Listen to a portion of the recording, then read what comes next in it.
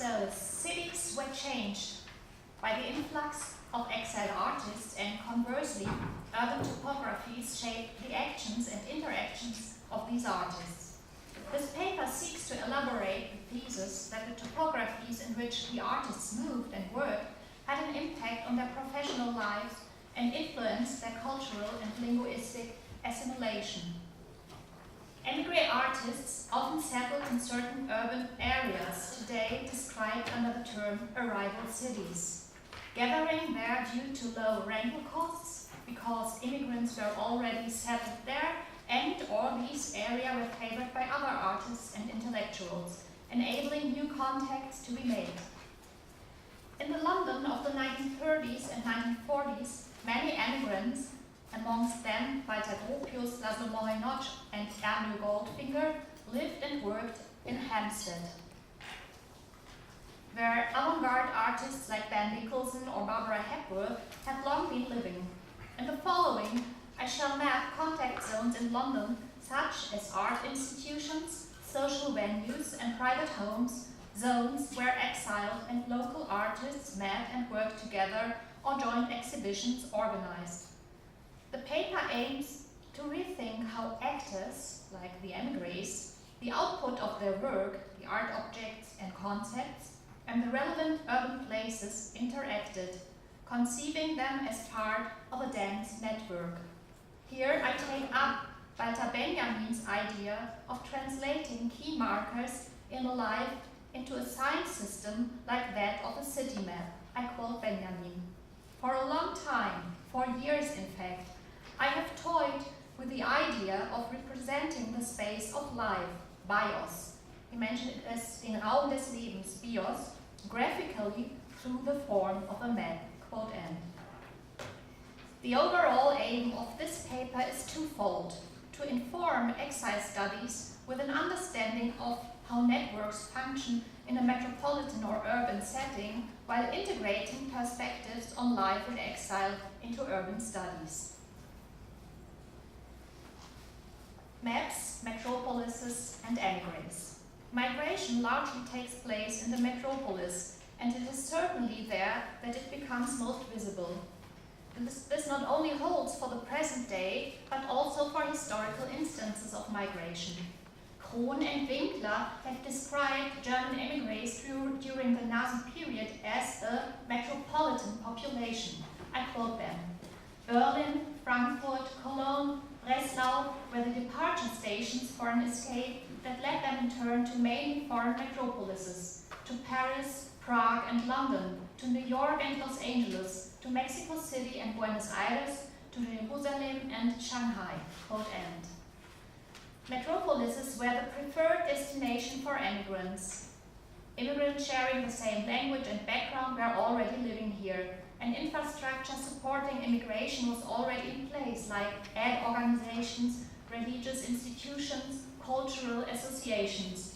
And there were better opportunities to earn a living than could be hoped, for example, in the countryside. Moreover, prejudices towards strangers were possibly less pronounced than in rural areas.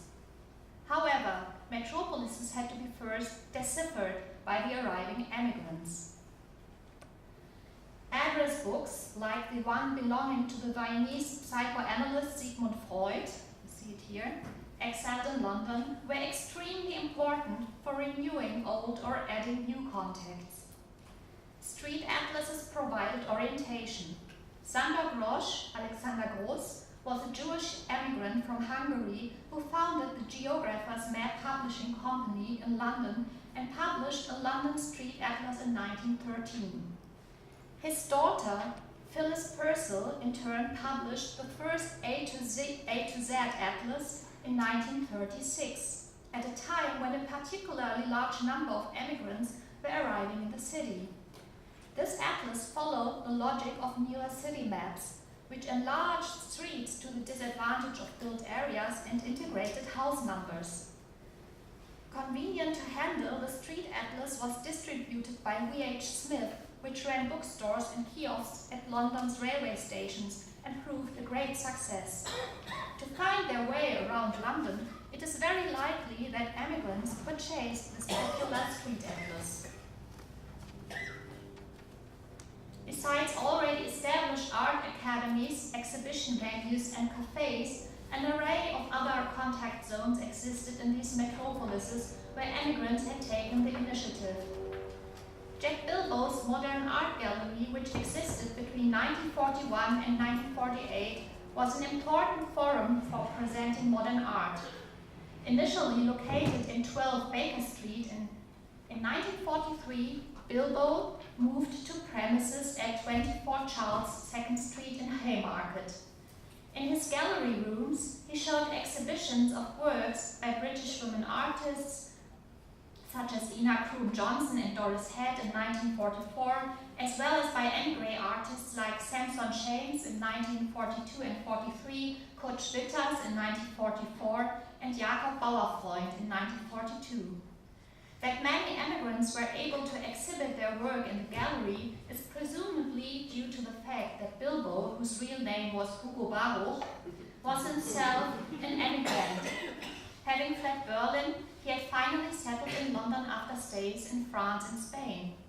This emigrant experience was certainly a contributing factor to the interest and appreciation he showed for other immigrants. Being able to speak German was another factor, of course, meaning that he was a dialogue partner for German-speaking artists, one they could deal with even without any command of English.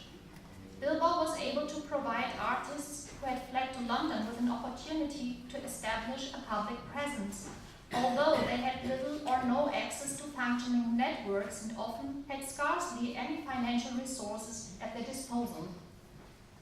While Bilbo's Modern Art Gallery was a classical art institution, in the following I would like to look at two unorthodox locations shaped by emigrants, both of which were immensely important for interaction between artists in the city and establishing classical modernism in Britain. In 1937, the architect Ernst Goldfinger, who was born in Hungary and had studied in Paris, designed and built a complex of 3 townhouses in the London suburb of Hampstead at 2 Willow Road. Employing reinforced concrete, Goldfinger and his family moved into the middle townhouse, while the other 2 were leased or sold. The complex was designed with a local architectural tradition in mind, but broke with traditional ideas of domestic living in Britain by adopting features of continental modernism such as the outer cubist appearance, the broad window facade, and the pilotis on the front side borrowing heavily from Le Corbusier.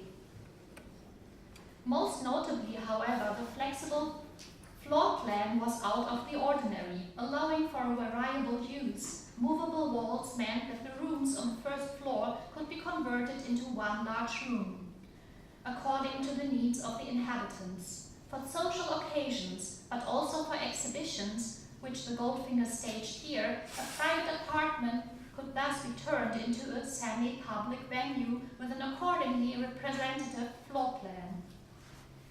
In 1942, when the major museums in London had closed because of the war, Ernst Goldfinger and his wife, the artist Ursula Goldfinger, organized the sales exhibition Add to Russia. It featured 70 works by contemporary artists. The venue opened to the public every day for several hours. In 1942, the signing of the Anglo-Soviet Treaty, which cemented the political alliance between the UK and Soviet Union against Nazi Germany, contributed to increasing the solidarity the British public had with its wartime ally. Reports on the fighting on the Eastern Front also played a role in public pronouncements of sympathy.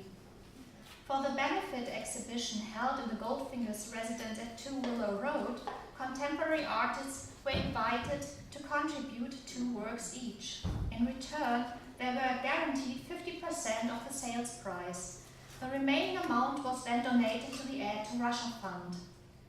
As for a museum exhibition, admission of £1 was charged and arranged on the walls of the Goldfinger's modernist townhouse were works by Hans Arp, Max Ernst, Barbara Hepworth, Kurt Schwitters, Henry Moore, and others.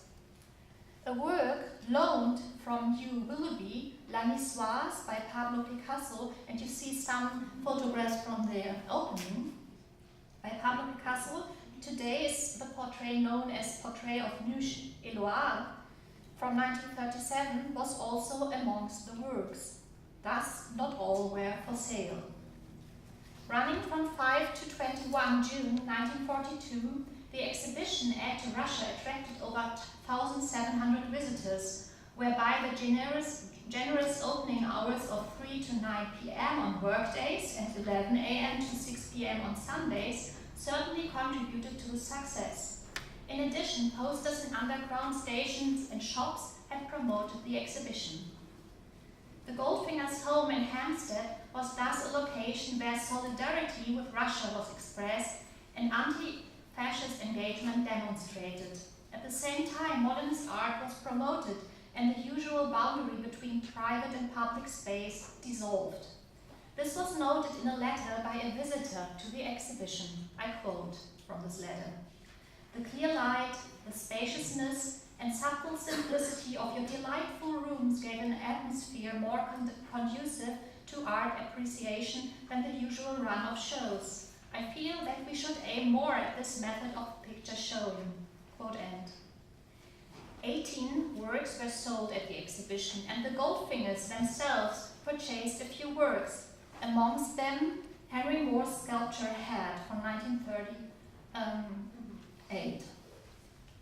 Arno and Ursula Goldfinger had been collecting art since their time in Paris during the 1920s and early 30s, purchasing many pieces from their circle of friends and acquaintances or receiving them as gifts. The artists who were part of the private and professional networks of the couple included Man Ray, Max Ernst, and Amédée Enzenfant. Ursula Goldfinger studied under the latter. Works by all three artists are to be found in the Goldfinger collection, along with a lithograph La Tour from 1910 by Robert Delaunay. Max Ernst was a regular guest at Willow Road. Ernst's painting Jardin Beau Pavillon from 1935 is also part of the collection. At Ernst's solo exhibition from 1937 in the Major Gallery in London, the Goldfingers purchased the artist's diptych Le Passé et le Présent from 1934-35. And you see it here. Another work in the collection is by the British surrealist and art patron Roland Penrose. The Goldfingers were also on very friendly terms with Penrose and his wife, the artist Lee Miller. The works of the collection were presented in the home and could be easily viewed by friends and acquaintances when visiting. The Goldfingers also, and this is very important, also lent them for exhibitions. With a matter-of-fact presence of modern art in their private home, the Goldfingers were promoting the art of their time. Moreover, this art was understood as an integral component of the interior architecture conception, as evidenced, for example, by the large display frame installed in the living room, which enabled alternating objects, pictures and books to be put on show. You see it here and you see it here. At the Add to Russia exhibition from 1942, it was the Picasso work that was featured in this frame. A similar gesture of exhibiting and showing is evident in the entrance area to 2 Willow Road. The front door was inset in a glass wall, which was simultaneously used to display objects and sculptures, enabling the works of the collection to be staged and highlighted. Presenting the works was thus understood as part of the architecture from the outset. Around 10 minutes walk from 2 Willow Road and also in Hampstead were the Lawn Road flats. Designed by Wells Coates and commissioned by Jack Pritchard, the flats were completed in 1934. The conception was based on principles of urban good living and a reduced living space that was to nonetheless offer all the conveniences deemed necessary for comfortable living, such as built-in cupboards, sliding doors, a dressing room and a small kitchen. In addition, service and community facilities were planned, for example, a large kitchen on the ground floor that was to provide residents with meals on order. In 1937, this kitchen was converted into a restaurant with bar, the Exile bar, which became the social hub of the building. The Exile bar was fitted with furniture by Isocon, partly designed by the emigre Bauhaus artist Marcel Breuer. A map of northwest London was pinned to the wall next to the bar. City, map, and bar were thus brought together conceptually, and the Exile bar marked as an urban location for amusement and conversation. The tenants of the Lawn Road flats socialized in the Exile bar, rubbing shoulders with prominent guests, including the artists Ben Nicholson and Barbara Hepworth, who lived nearby, or the writer Julian Huxley and the sculptor Norm Gabo. The Exile bar was also home to the Hove 100 Club, founded in 1937 by Jack Pritchard. The 25 members could bring one guest each and be served a multi-course meal for 10 shillings, whereby the members were responsible for the dishes to be served, either arranging the preparation or cooking themselves. The Exile bar was thus a site where food was celebrated as a social act, but also where talks were given or exhibitions were held, for instance, with works by Bob Wellington and John Piper in July 1938. With respect to the history of exile in London, the bar was a prominent contact zone and location for forming a social community and a place to be for the residents of Lawn Road flats. Under them, you heard it yesterday, Walter Gropius and his wife Isa Gropius. While Gropius had tried to establish himself as a freelance architect, he also worked as something like an art director of the Isocon Furniture Company. As noted before, the owner of Isocon was Jack Pritchard, the initiator of the Lawn Road complex, and Marcel Breuer, another Lawn Road resident, was responsible for a collection of Isocon furniture made of plywood, for which he translated his seating furniture out of aluminium into an aesthetic for wood. In the Manifesto Circle, from 1937, co-written by British avant-gardists and emigrants, Breuer described in an essay the metamorphosis of the materials from aluminium into wood. The mentioned emigres, as well as their artistic and intellectual circles, came together to send off Walter Gropius, who decided to leave for Harvard University. The farewell dinner, hosted by the biologist Julian Huxley, took place 9 March 1937 at the Trocadero restaurant.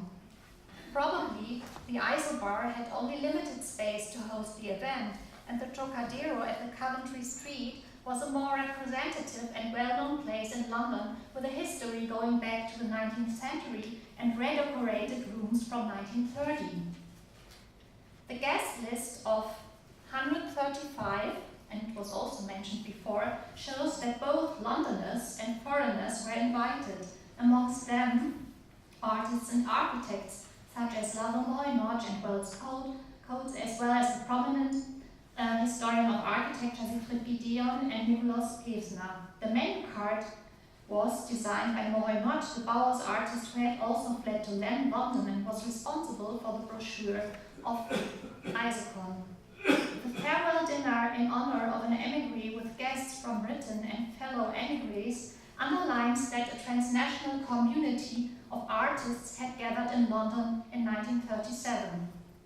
The guest list for the Gropius dinner underlines also that for not all of those invited remained in London. Of course, Gropius himself was foremost here, moving to the United States, where he continued his architectural practice and teaching at Harvard and became the American Gropius. Laszlo Moynodge moved to Chicago and became the director of the new Bauhaus. Nikolaus Pevsner remained, however, and also the architect Ernst L. Freud, who was also on the guest list, the son of Sigmund Freud, also continued to live in London. And we will hear a paper on Freud by Volker Welter in this panel. The places connected with the figures mentioned mark out a unique and unconventional map of life and work in exile London.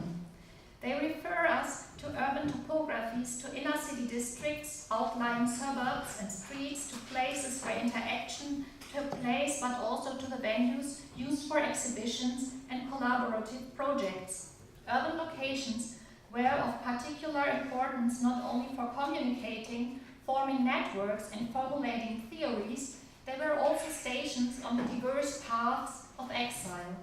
Of course, to give an authentic picture of the situation, the other side of life as an emigrant needs to be included on this biographical map. For example, the public authorities and administrative offices or the travel agencies. For the outbreak of war on the continent and the looming threat of German occupation caused a great deal of agitation amongst the emigrant community. In his autobiography, The World of Yesterday, from 1943, Stefan Zweig noted, and I quote him, "I will never forget the sight which once met me in a London travel bureau.